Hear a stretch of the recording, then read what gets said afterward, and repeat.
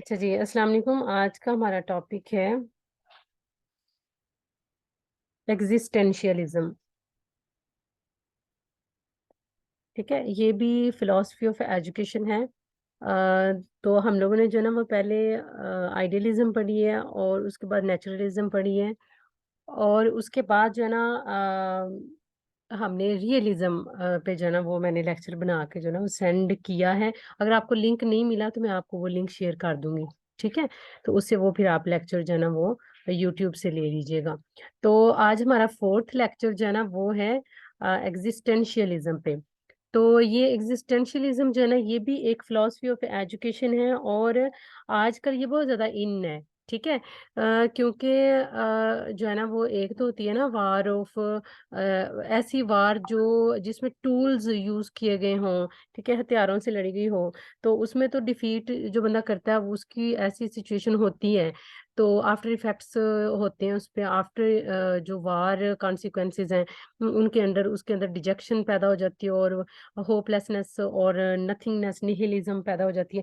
लेकिन आजकल जैसे कि साइंस और टेक्नोलॉजी का दौर है और हर जो इंसानों का बाहमी ताल्लुक है वो आपस में एक दूसरे से इतने जो है ना वो फासले पे हैं और किसी को किसी के गम से और कोई सरोकार नहीं है। तो इस सूरत हाल में जो है ना वो सेम ही कंडीशन है। ठीक है, इंसान नथिंगनेस को ही महसूस कर रहा है, निहिलिज्म की जो एक स्टेट है ना वही इंसान के ऊपर तारी है। तो हम लोग जो है ना एग्जिस्टेंशियलिज्म को की जो फिलॉसफी है उसको समझने के लिए हमें हिस्ट्री में जाना पड़ेगा। ठीक है, तो हिस्ट्री में जाना वो ये जो एग्जिस्टेंशियलिज्म की फिलॉसफी है ये after second world war introduce करवाई गई थी। तो हम जो है ना उससे पहले के हालात देखते हैं कि क्या ऐसे हालात थे जिनके कॉन्सिक्वेंसेस के तौर पे जो ना ये फिलॉसफी मार्ज वजूद में आई थी। तो इसमें जो है ना सबसे पहले हम देखते हैं कि जो 20th सेंचुरी है उसमें जो ना स्टार्टिंग पे ही वर्ल्ड वार वन जो ना वो एक्सपीरियंस किया था उसका दुनिया ने। ठीक है, तो ये जो है ना वो 28 जुलाई 1914 में ये शुरू हुई थी और नवंबर 1918 में ये एंड हुई। तो वजह इसकी क्या थी कि जो है ना वो second world war first world war की कि उसमें जो है ना how did the war start. आपको स्लाइड शेयर है? एक सेकेंड।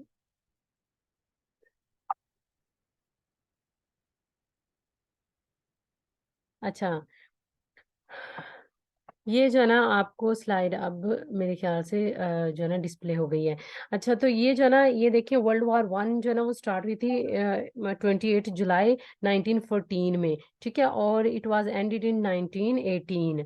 ठीक है, तो ये जो है ना वर्ल्ड वॉर वन इसमें ये एक दुनिया के लिए बिल्कुल एक नया एक्सपीरियंस था इस लिहाज से कि जो है ना वो जब सलीबी जंगें हुई थी तो वो महज जो है ना वो दो जो है ना रिलीजन्स के मुतालिक थी। ठीक है, उन उन दोनों के दरमियान थी। लेकिन ये जो वर्ल्ड वार वन है इसने तो उन कंट्रीज को भी इफेक्ट किया था जो इसका हिस्सा बनने ही नहीं चाहते। अभी आपको मैप के ऊपर जितनी भी कंट्रीज नजर आ रही है सबको ही इन्वॉल्व होना पड़ा था, सबको ही जो है ना जो है ना हिस्सा लेना पड़ा था। ठीक है, they have to be the part of that world war. तो जैसे जो है ना वो हम रीजंस देखते हैं कि क्या रीजन थी ये फर्स्ट वर्ल्ड वार क्यों स्टार्ट हुई। तो मैनी कंट्रीज जो है ना they had made alliance with one another. तो ये भाई इसलिए जो है ना वो ज्यादा एक जो है ना वो बड़े लेवल पे स्टार्ट हुई जंग अजीम अव्वल। उसकी वजह ये थी कि बेसिक तो इशू दो कंट्रीज का था और वो कंट्रीज भी बिल्कुल इतनी कोई नॉमिनेटेड या बड़ी कंट्रीज नहीं थी। Yeah. ठीक है, तो लेकिन क्या हुआ कि ये ना प्लीज अब सोबिया अपना कैम ऑफ करें। अच्छा, तो ये जो ना कंट्रीज ने बस देखा देखी और अलायंस जो किया हुआ था, वादे किए हुए थे एक दूसरे के साथ, ट्रीटीज साइन की हुई थी कि कोई भी मुश्किल पेश आएगी तो हम लोग आपके साथ स्टैंड होंगे। तो उन्हीं उसी ट्रीटी के अंडर जो है ना इन्होंने जो वो अलायंस का हिस्सा थे तो इस वजह से जब एक कंट्री को जंग से जो है ना वो पाला पड़ा तो दूसरी कंट्रीज जो है ना उनकी हेल्प के लिए उनको भी जो है ना वो करना पड़ा। ठीक है, जंग का हिस्सा हिस्सा बनना पड़ा। तो they agree to protect each other, उन वो तो इस बात पे एग्री थे कि हम लोगों ने एक दूसरे को प्रोटेक्ट करना है, यानी अगर एक कंट्री पे कोई हमला करता है तो दूसरी कंट्रीज ने मिलकर डिफेंस करना है। If one was attacked the others would defend them, अगर एक के ऊपर अटैक होगा तो दूसरी डिफेंड करेंगी। ठीक है, तो इस तरह जो है ना वो डिफेंड के लिए for the sake of defence ये जो है ना वो की गई। ठीक है, यानी जो बाकी कंट्रीज है ना उनको भी इस वर्ल्ड वॉर वन का हिस्सा बनना पड़ा। On 28 June 1914 archduke Franz Ferdinand, ये जो फ्रांस फर्डिनेंड है ना, the heir of the throne of Austria Hungary, ये हंगरी का जो है ना वो शहजादा था। ठीक है, हंगरी का जो तख्त था ना उसका ये हुक्मरान था। Was was shot and killed by a Serbian man. अब देखें, हंगरी और सर्बिया, बेसिक तो जंग इन दोनों की थी। वजह क्या थी, जो सर्बिया है ना वहाँ के जो बाशिंदे थे उनमें से एक यंग लड़का था, उसने किल कर दिया हंगरी के शहजादे को। ठीक है, हंगरी के हुक्मरान को। अब सर्बिया और हंगरी के दरमियान जंग शुरू हो गई। ठीक है, तो ये जो सर्बियन मैन था ना, who thought Serbia should control Bosnia instead of Austria. ठीक है, तो उनका ये जो सर्बियन मैन था जिसने किल किया था हंगरी जो शहजादा था उसको, इस वजह से वो कहता था कि जो है ना वो बॉस्निया पे जो कंट्रोल है ना वो ऑस्ट्रिया का नहीं होना चाहिए था। ऑस्ट्रिया हंगरी जो है ना, ऑस्ट्रिया हंगरी, उन उसने बॉस्निया को कंट्रोल किया हुआ था। ठीक है, उसके ऊपर जो है ना अपना कब्जा जमाया हुआ था। तो जो सर्बियन पीपल थे वो कहते थे कि जो बॉस्निया है वो तो हमारा इलाका है, उस पे हमारा हक है। ठीक है, तो इस तरह जो है ना वो आप ये जेहन में रखिए, जैसे कश्मीर जो है ना वो दो कंट्रीज के दरमियान में, यानी पाकिस्तान और इंडिया के दरमियान में एक एप्पल ऑफ डिस्कॉर्ड है। तो इसी तरह ही जो बॉस्निया था ना वो एप्पल ऑफ डिस्कॉर्ड था बिटवीन ऑस्ट्रिया एंड सर्बिया। तो ऑस्ट्रिया हंगरी का जो शहजादा वो जब कत्ल हुआ तो सर्बिया और ऑस्ट्रिया के दरमियान जंग शुरू हुई। अच्छा, because its leader had been shot, Austria Hungary declared war on Serbia as a result. तो फिर क्या हुआ कि ऑस्ट्रिया हंगरी का जब शहजादा जो है ना वो कत्ल हुआ, उसको शूट कर दिया गया, तो फिर डेफिनेटली सर्बिया के ऊपर जो है ना ऑस्ट्रिया हंगरी ने वॉर डिक्लेयर कर दी। ठीक है, Russia got involve because Russia had an alliance with Serbia. अब जो रशिया है ना, रशिया वो उस वक्त बड़ी सुपर पावर थी। ठीक है, तो सर्बिया रशिया को भी जो है ना वो सर्बिया की अलायंस की वजह से, यानी सर्बिया का साथ देने की वजह से या सर्बिया को डिफेंस करने की वजह से उसको भी जो है ना वो इस जंग का हिस्सा बनना पड़ा। फिर जब रशिया आया तो ऑटोमेटिकली फिर जर्मनी जो है ना then declare war on Russia. Germany और रशिया तो आपको पता है पहले ही जो है ना एक दूसरे के दुश्मन थे। तो इस तरह क्या हुआ कि फिर जो जर्मनी है ना उसने भी डिक्लेयर कर दी वार, ठीक है, रशिया के ऊपर, because Germany had an alliance with Austria Hungary. अब आप ये अंदाजा करें कि जो रशिया है ना वो सर्बिया का जो की अलायंस में था, और जो जर्मनी है ना वो हंगरी की अलायंस में था। ठीक है, जर्मनी जो हंगरी की अलायंस में था। तो ये देखिए आप, सिर्फ जो है ना वो सर्बिया और हंगरी की जो है ना वो जंग थी। तो ये बाकी जो बड़ी बड़ी कंट्रीज है ना वो उसमें जो अलायंस किया हुआ था, जो मुआहदात आपस में किए हुए थे कि अगर एक कंट्री पे कोई कंट्री हमला करेगी तो हम लोग जो ना मिल के डिफेंस करेंगे। तो इस वजह से, उस अलायंस की वजह से ना इन सबको आपस में भी जंग का हिस्सा बनना पड़ा। फिर ब्रिटेन जो है ना, Britain declared war on Germany. बर्तानिया ने भी जर्मनी के ऊपर वॉर डिक्लेयर कर दी because of its invasion of neutral Belgium. अब जो बेल्जियम है ना वो न्यूट्रल था। ठीक है, तो जब जर्मनी ने बेल्जियम पे हमला किया तो डेफिनेटली ब्रिटेन जो है ना वो चूंकि अलायंस में था बेल्जियम की, फिर जो है ना बर्तानिया ने भी छलांग लगाई जंग के अंदर। ठीक है, Britain had agreements to protect both Belgium and France. अब जो ब्रिटानिया ना उसने एग्रीमेंट ये किया हुआ था कि बेल्जियम और फ्रांस इन पे अगर कोई हमला करेगा तो हम भी जो है ना वो उसको बचाने के लिए जंग का हिस्सा बनेंगे। अच्छा जी, अब ये जो ना फर्स्ट वर्ल्ड वार, इसकी खसूसियत ये थी भाई कि इसमें जो है ना वो ये वार ऑफ ट्रेंच थी। ठीक है, मोर्चों की जंग थी। इसमें सिर्फ जो है ना वो खंदकें खोद के तो छुप छुपा के जो ना वो लड़ाइयाँ की गई। तो आपको पता है कि जब जो है ना वो किसी चीज़ के आड़ के पीछे छुप के, आड़ लेके किसी चीज़ के पीछे छुप के, या जो है ना वो खंदक खोद के जो है ना वो जब जंग लड़ी जाती है तो उसमें इतना ब्लडशेड नहीं होता, इतनी जानें ज़ाया नहीं होती, ठीक है? तो ये जो है ना वो इस वजह से जो इसके आफ्टर इफेक्ट्स हैं ना वो इतने डिस्ट्रक्टिव नहीं थे, जितने हम देखते हैं कि वर्ल्ड वॉर सेकंड में हुए थे। अब थोड़ा-सा रोल हम देखते हैं अमेरिका का फर्स्ट वर्ल्ड वॉर में, कि अमेरिका जो है ना ये कैसे आया, ठीक है? तो जर्मनी पे जो है ना वो हमला किया रशिया ने, और साथ फिर जो है ना वो ये बरतानिया ने, ठीक है? तो हम देखते हैं कि अमेरिका का क्या रोल था।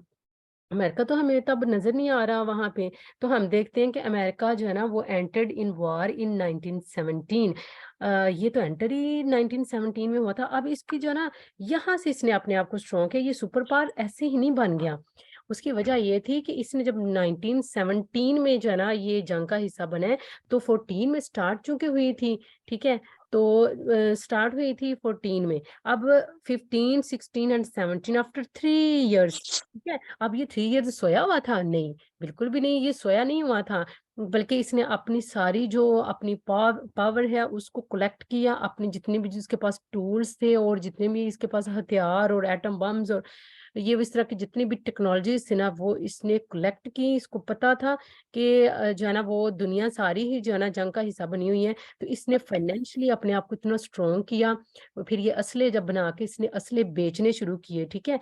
तो इसके ज़ाहिर है सबको ज़रूरत थी, उस वक़्त की ज़रूरत थी ये, कि जो है ना वो इस तरह की जो टेक्नोलॉज़ीज़ हैं वो उनको परचेज़ किया जाए, तो ये महँगे दामों में इसने बेच के इसने अपने आप को फाइनेंशियली जो है ना इतना सेट कर लिया। Then till it has made itself very sound and strong. तो उस वक़्त पे इसने अमेरिका ने अपने आप को बहुत ज़्यादा स्ट्रॉन्ग और जो है ना साउंड कर लिया। It has a lot of modern weapons and technologies. इसके पास बड़ी मॉडर्न जो है ना वो वेपन्स थे और टेक्नोलॉजीज़ थी, ठीक है? तो at the didn't of weapons and technologies he collect power, ठीक है? उसने अपनी पावर और वेल्थ जो है ना कलेक्ट कर ली थी। अच्छा जी, उसके बाद हम देखते हैं कि फिर 1919 के अंदर ट्रीटी हुई थी, ठीक है? एक मुआहदा हुआ था वर्सेल्स का, ठीक है? तो 1919 में हुआ था जिसमें जंगबंदी की गई, और ये शर्त लगाई गई कि Germany would never again pose a military threat to Britain और फ्रांस, कि बर्तानिया और फ्रांस के खिलाफ जर्मनी कभी भी दोबारा जो है ना वो कोई खतरा पैदा नहीं करेगा, जंग के खतरात पैदा नहीं करेगा। तो it's famous war guilt clause held Germany responsible for the war. अब ये जो सारा मलबा है, सारा नज़ला जो है ना ये डिस्ट्रक्शन का और वर्ल्ड वार वन का, वो सारा जर्मनी पे डाला गया, ठीक है? जर्मनी को कसूरवार ठहराया गया और कुछ पाबंदियां इस पे आयद की गई, ठीक है? तो ये जो है ना ये खुलासा था फर्स्ट वर्ल्ड वार का। अब हम देखते हैं कि वर्ल्ड वॉर सेकंड जो है ना वो क्या थी, ठीक है? तो सेकंड वर्ल्ड वॉर जो है ना ये स्टार्ट हुई थी 1939 में, ठीक है? And it was ended in August 1939, ठीक है? सॉरी 39 में स्टार्ट हुई, 1944 45 में जाके ना ये खत्म हुई है। तो जब 1945 में सेकंड वर्ल्ड वॉर खत्म हुई है, ठीक है? तो उसके साथ ही फिर आपको पता है अक़वाम मुत्तहिदा का जो है ना वो क़याम वजूद में आया, और फिर जो है ना 1948 में उन्होंने उन्होंने ऐसी एक जो है ना वो कुछ जो है ना वो इंसानी हकूक का जो परवाना है वो इंट्रोड्यूस करवाया कि भाई हर एक को राय राय की आज़ादी होनी चाहिए और मजहबी आज़ादी होनी चाहिए, और इंसान को कपड़ा, मकान और अपनी चीज़ें पर्सनल जो है ना वो मलकियत जो है ना ज़ाती मलकियत वो उसका हक हासिल होना चाहिए, वोट देने की आज़ादी होनी चाहिए, इस तरह की। तो लेकिन हम देखते हैं कि जो है ना वो जब ये जंग हुई थी सेकंड वर्ल्ड वॉर, उसमें हुआ क्या था ऐसा जिसने इतना मजबूर किया लोगों को, जो थिंकर्स थे, जो फिलोसफर्स थे, कि उन्होंने इस तरह की फिलॉसफी दी कि जिसके अंदर बिल्कुल ऐसे था कि जैसे वो ना उनको कोई रे ऑफ होप ही नहीं है, नथिंगनेस है, निहिलिज्म है, ठीक है? तो हम देखते हैं कि जो जर्मनी है ना, जर्मनी, ठीक है? उसको एक तो जो है ना वो इन्होंने अटैक किए उसके ऊपर, फिर जो है ना ये मैंने पीछे बताया ना कि फर्स्ट वर्ल्ड वार जो है ना उसमें इस वजह से ब्लड शेड ज़्यादा ज़्यादा जो है ना वो नंबर में नहीं हुई, क्यों? क्योंकि वो वार ऑफ ट्रेंच थी, ठीक है? ट्रेंचेस बना के जो है ना वो खंदकें खोद के ना, तो वो वार लड़ी गई। लेकिन ये जो वार थी ना, जो सेकंड वर्ल्ड वार है, इट वाज अ ग्लोबल वार, ठीक है? ये एक ग्लोबल वार थी, इसके अंदर इतनी ज्यादा कंट्रीज, समझे कि पूरी दुनिया इन्वॉल्व हुई हुई थी। तो जर्मनी अटैक्ड पोलैंड, जर्मनी ने क्या किया कि पोलैंड पे अटैक किया। 6 million people were killed in this year, this वार। अब उस वार के अंदर, यानी सेकंड वर्ल्ड वार के अंदर, तकरीबन 6 बिलियन पीपल जो है ना वो किल हुए थे, ठीक है? वो तकरीबन 60 lakh. Allied powers, allied powers अब कौन कौन सी थी? ठीक है, बरतानिया थी, अमेरिका, फ्रांस, और जो है ना वो चाइना थी, पोलैंड थी, और जो है ना युगोस्लाविया थी, एंड ग्रीस, ठीक है? ये जो है ना ये सारी अलायंस जो है ना, ठीक है। एक्सिस पावर जो है ना वो जर्मनी, इटली और जापान था। अब ये देखें, ये बेचारे जो है ना, जर्मनी, इटली और जापान, इनका तो बुरा हाल हुआ था। आपको पता है कि जापान में जो है ना वो हिरोशिमा और नागासाकी, जो उनके दो शहर थे, वो तबाह हुए। कंट्रीज केम इनटू बीइंग, और जो है ना वो जापान अटैक्ड चाइना, ठीक है? पहले क्या हुआ कि जापान ने चाइना पे अटैक किया, और Czechoslovakia was attacked by Germany, Germany ने चिकोस्लोवाकिया पे जो है ना वो हमला किया। Poland was distributed between Japan and German attack. अब जर्मन और जापान के दरमियान में जो है ना पोलैंड पिस गया, ठीक है? दोनों के ऊपर अटैक किया, और दोनों ने इसका हिस्सा अलग अलग कर लिया, दोनों ने बांट लिया इसको। फिर colonies were attacked by German. अब जर्मन, अब देखें, आपको याद होगा मैंने बताया है कि फर्स्ट वर्ल्ड वार में तो ये स्थिति सारी हुई थी कि जर्मनी जो है ना वो तो किसी जंग में हिस्सा लेगा ही नहीं, और ना ही जंग क्रिएट करेगा। लेकिन जर्मनी देखो यहाँ पे, जापान अटैक्ड अमेरिकाज,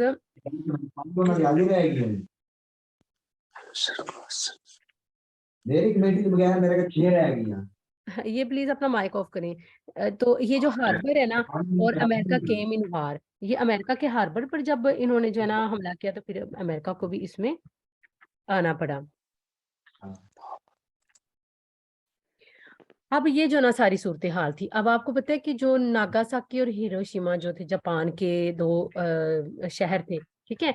तो एक जो था ना, जो अब उनका जो है ना कैपिटल सिटी है जापान का, उसके ऊपर उन्होंने क्यों नहीं था अटैक किया? उसकी वजह ये थी कि जो है ना वहां पे इतना ज्यादा जो है ना, टोक्यो जो था, ठीक है, जापान का जो कैपिटल सिटी है टोक्यो, वहां पे इन्होंने क्यों नहीं था हमला किया? नागासाकी और हिरोशिमा पे क्यों किया था? क्यों? क्योंकि वो डिफेंस के एतबार से ज्यादा स्ट्रांग थे, वहां पे उनका असला और इस तरह की जो ना छावनियां और इस तरह की ये सारी चीजें जो है ना वहां पे पड़ी हुई थी। और इनको, अमेरिका को पता था कि ये कितने स्ट्रांग हैं, और ये दोनों जो इलाके हैं, इनके दोनों ये जो सिटी हैं, ये कितने स्ट्रॉन्ग हैं, ठीक है, और कितने अहमियत के हामिल। दैट्स वाई जो अमेरिका है ना, उसने अटैक किया इन दोनों सिटीज को। और इसका नुकसान ये हुआ, जब एटम बम जो है ना फर्स्ट टाइम ब्लास्ट किया गया, तो उसके नतीजे में इतनी ज्यादा वास्ट लेवल पे ब्लड शेड हुई कि जो बाकी बाद में भी जो पैदा होने वाले बच्चे थे, उनके ऊपर भी असरात पड़े। और जो उस वक्त जिन लोगों ने एक्सपीरियंस किया था ना, जिन लोगों ने अपनी आंखों से देखा था ब्लड शेड और ये सारी डिस्ट्रक्शन, ठीक है, which was caused by second world war, तो उनकी जो आइडियोलॉजीज है ना, वो मेंटली इतने सिक हो गए थे और मेंटली डिस्टर्ब हो गए थे, और जो है ना वो समझे कि साइको प्रॉब्लम उनको जो है ना वो फेस करनी पड़ी। यानी उनको जो है ना वो कुछ लोग तो ऐसे थे जिन्होंने जब ये वर्ल्ड वॉर सेकंड एक्सपीरियंस की, तो उसके बाद उनको नींद ही नहीं थी आती। यानी उनको वो उनको ये लगता था कि अगर हम सोएंगे तो हो सकता है कि ख्वाब ही हमें इतना को डरावना आए कि जिसके अंदर सारा ब्लड शेड शेड दोबारा हमें सीन करना पड़े, ठीक है? अच्छा, अब ये जो है ना ये सारी सूरत हाल है, ठीक है ना, कि अब हम उस सूरत हाल में है कि लोगों ने ब्लड शेड को देखा हुआ है, ठीक है, लोगों ने डिस्ट्रक्शन देखी हुई है, लोगों ने बम ब्लास्टिंग का एक्सपीरियंस किया हुआ है, ठीक है, लोगों ने जो है ना वो गलियां देखी हुई हैं जिनके अंदर खून जो है ना वो बह रहा था, ठीक है, और लाशें देखी हैं। तो इस तरह की ये सारी सूरत हाल। और उस वक्त के जो फिर फिलोसफर्स थे ना, उन्होंने जिंदगी के बारे में ये कहा कि जिंदगी कुछ भी नहीं, नथिंगनेस है, ठीक है, निहिलिज्म है, नथिंगनेस है, ठीक है। तो अब ये जो ना ये हम देखते हैं कि इनके जो एक्सपोनेंट्स थे ना इस फिलॉसफी के, अच्छा इसी तनाजुर में फिर ये वाली फिलॉसफी जो है ना ये इंट्रोड्यूस करवाई गई थी, एग्जिस्टेंशियलिज्म, ठीक है। अच्छा अब ये जो सार्थर है ना ये इसका मेन एक्सपोनेंट था, ठीक है। सार्थर ये फ्रेंच फिलोसोफर था और ये एथीस्ट था। एथीस्ट कहते हैं जो खुदा के वजूद से इनकार करे। ये उस वक्त जो लोग थे बेचारे जो सरवाइव कर गए थे वर्ल्ड वार सेकंड के बाद, तो उनको यही लगता था कि there is no existence of any God, कि अगर गॉड एग्जिस्ट करता होता तो यकीनन वो आता और हमें इस जो है ना वो वर्ल्ड वार से बचाता, ठीक है। तो एनी गॉड, तो इस वजह से ये जो सार्थर है ना इसका भी ये इसकी फिलॉसफी थी और ये एथीस्ट था, ठीक है, यानी खुदा के वजूद से इनकार करने वाला था। उसके बाद दूसरा जो इसका एक्सपोनेंट है वो कीरकेगार्ड है, ठीक है, कीरकेगार्ड है। और तीसरे नंबर पे हाइडगर है। हाइडगर जो ना इसका ताल्लुक जर्मनी से था। तो ये जो फिलॉसफी है ना ये कॉइन्ड बाय गैब्रियल मार्शल। ये गैब्रियल मार्शल ने इसको कॉइन किया था और इंट्रोड्यूस जो है ना ये सार्थर ने किया था, लेकिन कॉइन्ड जो है ना कॉइन्ड ये गैब्रियल मार्शल ने किया था, ठीक है। अब इनका जो बेसिक जो नजरिया है ना वो ये है कि नथिंग इज प्रीडिस्टाइंड, ठीक हो गया। कहते हैं कोई भी चीज जो है ना पहले से मुकद्दर में नहीं लिखी हुई, ठीक है। प्री डिस्टाइंड कुछ भी नहीं है, कोई चीज नहीं है जो है ना जो प्री प्लान्ड हो या पहले से जो है ना वो कोई चीज किस्मत या मुकद्दर लिखा गया हो, ठीक है। फिर कहते हैं man is thrown in universe, कि जो इंसान है ना उसको तो बस यूनिवर्स के अंदर थ्रो कर दिया गया है।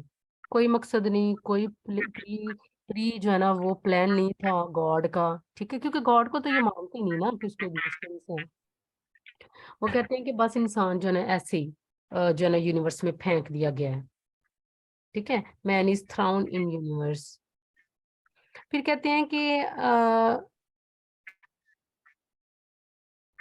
हाँ जी, अच्छा फिर वो कहते हैं कि अगर इंसान जो है ना वो थ्राउन कर दिया गया यूनिवर्स में, ठीक है, फॉर एग्जाम्पल कि वो थ्राउन कर दिया गया, अब क्या वो इसी रोने इसी को का रोना रोता रहे कि हम बस यूनिवर्स का हिस्सा बना दिया गया, हमें तो बस यहाँ पे हमें जो है ना वो फेंक दिया गया, ठीक है। नहीं, बल्कि उसका लेवल जो है ना वो ये है कि वो अपने आप के अंदर सेंस ऑफ रिस्पॉन्सिबिलिटी क्रिएट करे, ठीक है। अच्छा फिर जो है ना वो इनके अंदर ये जो स्कूल ऑफ फिलोसफी है इनके अंदर एंजाइटी, नॉजिया और बैड फेथ ये इनकी करेक्टरिस्टिक है। तो ये आपको पता है कि ये सारी चीजें क्यों थी, एंजाइटी क्यों थी, नॉजिया और बैड फेथ क्यों था, ये सारी इस तरह की निहिलिज्म वाली कंडीशन वो वर्ल्ड वार सेकंड के कॉन्सिक्वेंस के तौर पे थी, ठीक है। जो ब्लड शेड वास्ट लेवल पे जो है ना इनको इन्होंने देखा था उस वजह से थी, ठीक है। फिर इंडिविजुअलिटी, इंडिविजुअलिटी को बहुत ज्यादा अहमियत देते हैं, ठीक है। कहते हैं कि जब आप एजुकेशन दे रहे हो ना तो उसमें हर एक जो है ना स्टूडेंट उसको वैल्यू दी जाए, ठीक है, उसको वैल्यू दी जाए। क्यों? क्योंकि अब ये जो ना हर इनकी जितनी भी जो फिलोसफी ऑफ एजुकेशन है उस सब के अंदर वो इंडिविजुअल को बड़ी ज्यादा अहमियत देते हैं। उसकी वजह क्या है, इनकी जब इतने वास्ट लेवल पे डिस्ट्रक्शन हुई थी, डेथ्स हुई थी, उसके बाद तो इक्का दुक्का इंसान देखने को मिलता था, ठीक है। तो इस सूरत हाल में वो कहते थे इंसान को रिस्पेक्ट दें, इंसान की इंडिविजुअलिटी को एक्सेप्ट करें, उसको जो है ना वो जो इंडिविजुअल डिफरेंस है उसके अकॉर्डिंग उसको डील किया जाए, ठीक है, इसको इम्पोर्टेंस दी जाए।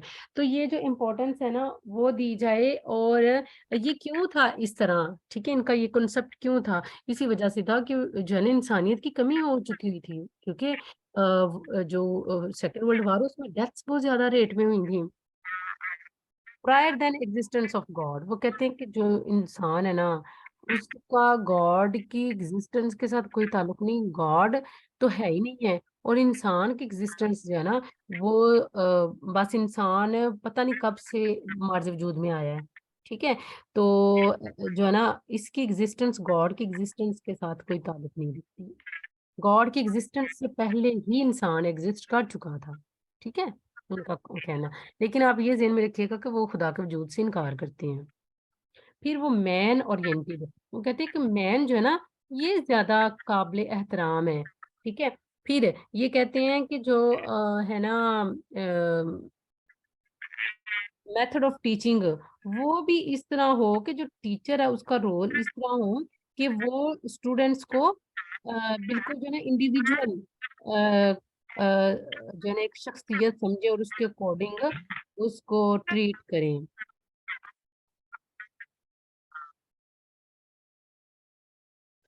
ठीक हो गया है? अच्छा जी, फिर सिलेबस जो है ना, सिलेबस इनके नज़दीक वो कहते हैं कि इंसान जो है ना उसको, जो स्टूडेंट्स हैं उनको बिल्कुल प्रॉपर फ्रीडम दी जाए।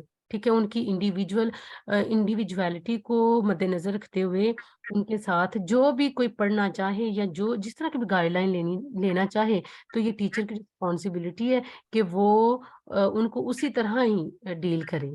ठीक है, तो फर्ज करें कि बच्चे कहते हैं आज हमने पढ़ना नहीं है, तो ये रिस्पॉन्सिबिलिटी है टीचर की कि वो उनको ना पढ़ाए।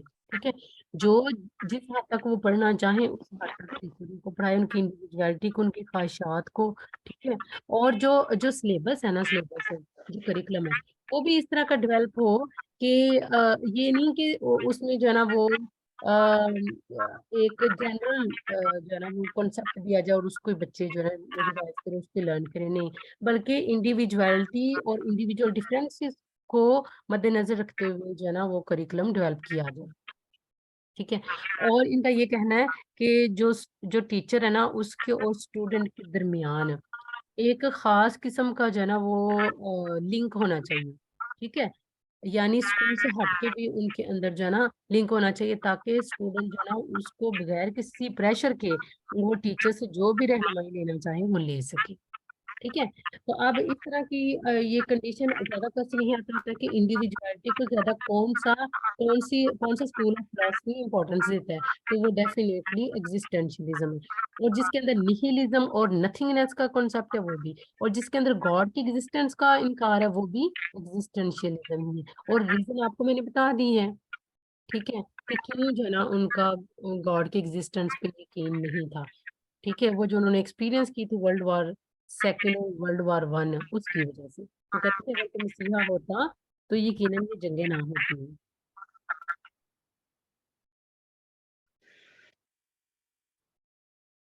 तो ये जो है एक्सपोनेंट्स हैं, ये आप स्क्रीनशॉट ले लें। कार्टर है, कीर्केगार्ड है और हाइडगर है।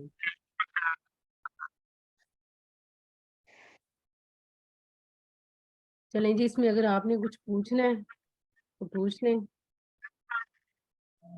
मैम आप नोट्स नहीं शेयर करती अच्छा मेरी पीडीएफ बात में, सुनिए, पता पहले वाले भी नहीं किए। अच्छा एक सेकेंड, मैं जी मैम, नोट्स नोट्स आपको शेयर शेयर कर कर देती रही हूँ। हूँ। दरअसल ना आप लोग ये जो स्लाइड्स है ना, स्लाइड्स, ठीक है, ये मैंने बड़ी मेहनत से बनाई होती हैं। आप स्लाइड्स की का स्क्रीनशॉट ले लें। ठीक है, और मेरा लेक्चर 2 दफा सुन लें।